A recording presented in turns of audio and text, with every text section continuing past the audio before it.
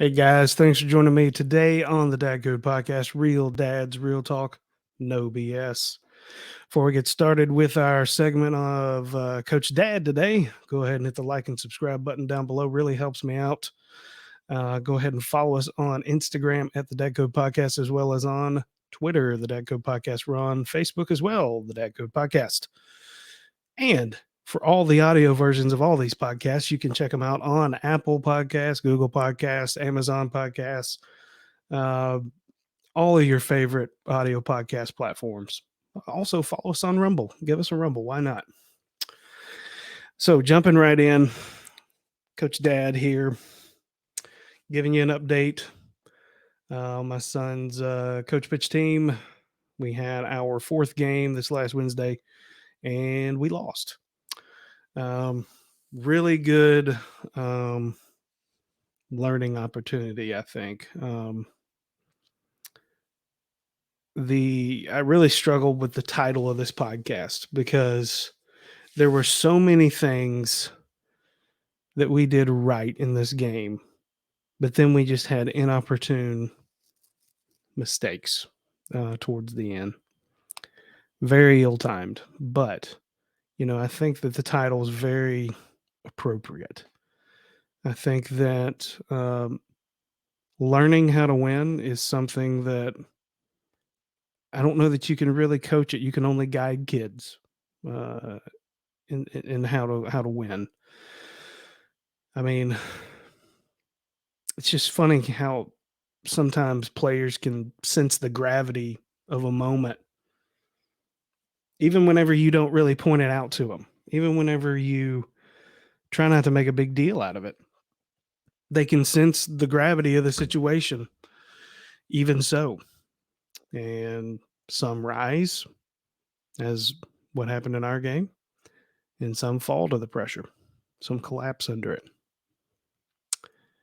I'll say every single kid that we had, just about, not all of them, there were a few that did not, but most kids that we had out there, they look like deers in the headlights.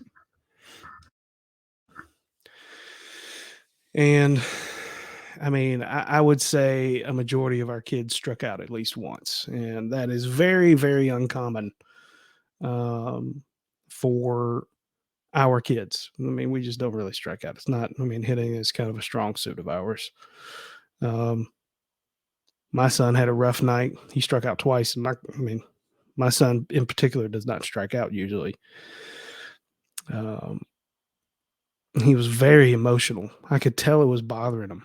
Very emotional. Even before he struck out, he was caught up in the moment. The moment got too big for him.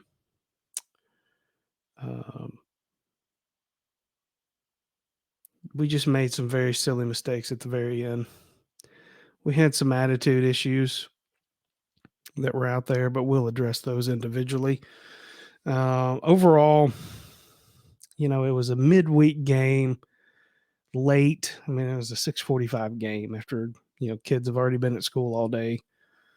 I tend to find that that's just tough for kids particularly at the 8-year-old level, for them to be able to focus long enough to be able to get a game in. I mean, because they struck out a lot too. They absolutely did. But I don't know, that may be something that's more common for them. I mean, it was a very competitive game. It was a good game for the first 3 innings. We didn't play our best ball, not by a long shot. I think we actually played one of our worst games. I mean, I believe it was 4-4 going into the last inning. Time had expired, but we started an inning, so we were the home team, so we were going to at least get one more at bat. We had just some defensive snafus. One of them was just a bad hop, really bad timing. Maybe some technique would have been able to at least keep the ball in front of us, but it rolls through our legs and goes all the way into the outfield. Ends up being a home run at this level. And we just had some poor relays on another play. It ended up being 6-4 by the end of the top half of the last inning. We had a chance here in the last inning. We ended up having a silly base running mistake that kind of took us out of the inning. We our 8-hole hitter gets on. 9-hole, or excuse me, our 9 or what is it? Our second to last hitter gets on. Our hitter that's at the bottom of our lineup struck out. And then we had our leadoff hitter get up and hit a double. So we had second and third, or so we thought, with one out. But the play was not yet over. The other team threw the ball home, kind of a sucker throw. Everybody kind of thought the play was over, and we all turned around because there was a bunch of yelling, and there were a lot of people yelling, coaches included rather. And I turn around, and our guy we had on third base, for no apparent reason, took off running towards home, and the catcher had the ball this whole time. So I even was trying to tell him, stop and go back, just go back, but he kept going. So now we had, a runner on second with 2 outs with our number 2-hole hitter. Comes up, dribbles one back to the pitcher. Game over. Really uncharacteristic mistake for us. We had some failures on the coaching side too. I think what happened is our first base coach actually was yelling for this kid to go home because when the other team threw the ball home, the ball kind of kicked away from the catcher just a little bit. Not, I mean, like I'm talking like 10 feet away. So he was yelling for this kid to go, and he listened to his coach, and he went. Problem was he's listened to the wrong coach. But we'll continue here, and we'll address some of this.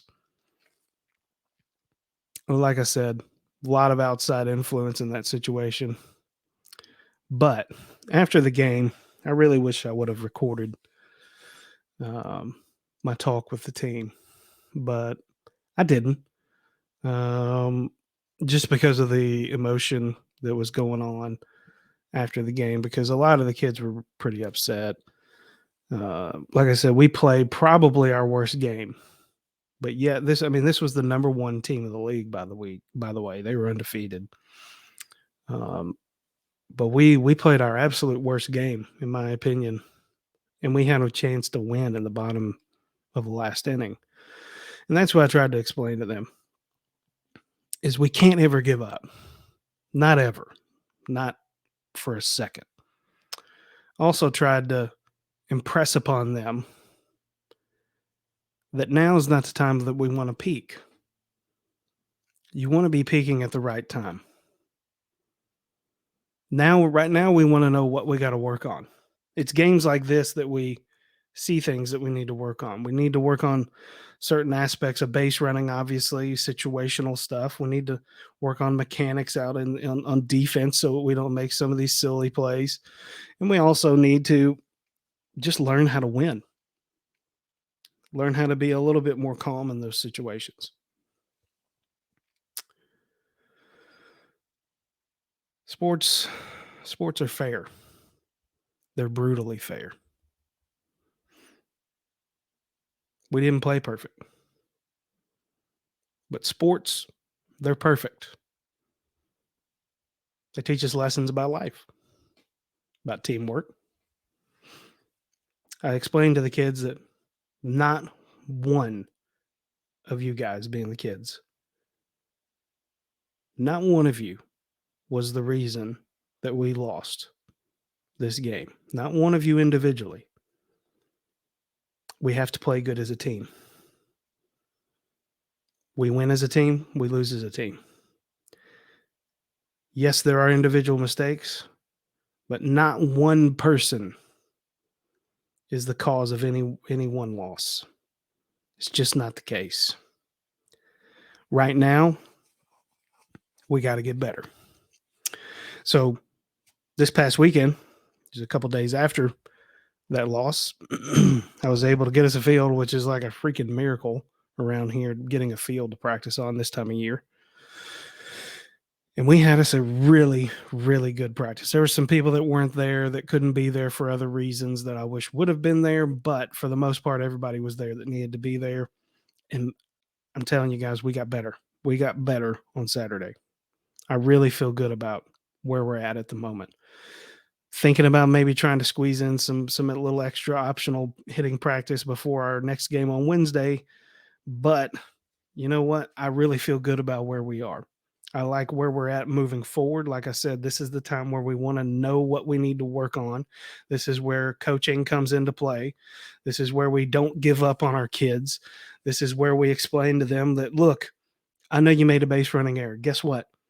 Coach made a base running, a coaching error. Also, we also got to coach you better that you need to only be listening to this coach when you're in this situation. You don't need to be listening to people in the stands because there were stands or people in the stands that were yelling for him to go as well. They don't know the situation like we know it. They're not in the moment. Okay. It's these kinds of things, these situational things, these these situational things where we learn to handle our emotions that are how we teach kids to win. Don't be afraid to win. Don't let the moment be too big for you. This is still supposed to be fun. Yeah, winning's fun. My son in particular, his second at bat, he walks up to the plate and says, "I really hope we don't lose." At this point, it's the second inning. I think we're tied at that moment. I'm like, dude, what are you talking about? Just get up here and hit. Just have fun. If you just do the things you're supposed to do, everything works out. That's what's perfect about sports. Sports are perfect. Sports are fair. You play by the rules, you do your job, everything works out. I promise. And again, not one player loses that game.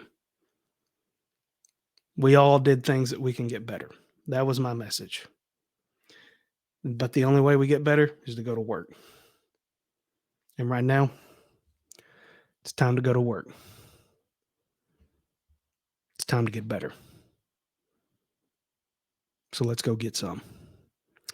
That's all for me today, guys. Go ahead. Like I said, check us out on YouTube, Rumble, Instagram, Twitter, all those podcasting platforms for the audio version. That's all I got for today. Coach Dad, out.